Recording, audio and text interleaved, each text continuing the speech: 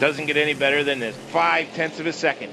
0.5 of a second separating them at the split point. They're starting to work some traffic. Go by the Robertson Ford with, I think, David Murray behind the wheel of that car now. And Anthony Davidson pulling right up underneath the tailpipe. He comes to the right. He's got the inside position as they're heading down to Indianapolis. They make the sweeper towards Indianapolis, and Davidson takes the spot going into Indianapolis. What an outstanding. And now Fässler tries him back. Fässler comes through Indianapolis, pulls alongside, and Davidson slams the door as they head down into Arnage. Through the apex of Arnage, out using the road, out, even Davidson hanging out, his left rear wheel off in the grass. He has got his hands full of Marcel Fässler, but now he has pulled out enough of an advantage. Fässler tried him going back into Arnage, but didn't have enough, and now Anthony Davidson is consolidating his advantage as they make the run down towards the Porsche curves. The hard sweeper into the first of the Porsche curves, and it looks like Fässler's got a good run on Davidson at this point. He's closing in a little bit as they make the left, right, and now the final left-hand turn, the Corvette turn, or the B corner, as many of the drivers call it.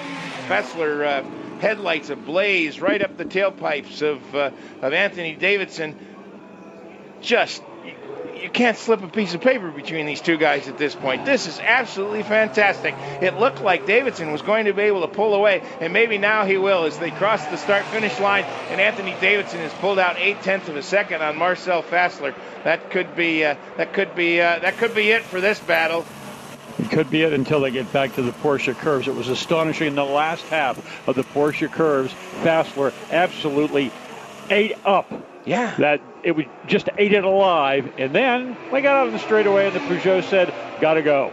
And now they go down through the Dunlop S's, through the Forest S's, and head towards Tête Rouge. It'll be interesting to see if Anthony Davidson can consolidate his lead as they go down the Mulsanne straightaway, because it's now just 0.6 of a second. So Fässler did close up 0.2 of a second in the first segment of the timing line here, and now down the Mulsanne straightaway they go, past the restaurants on the left, the Auberge Mulsanne, and towards the first chicane, which is the chicane that goes to the right near the Techno Park entrance.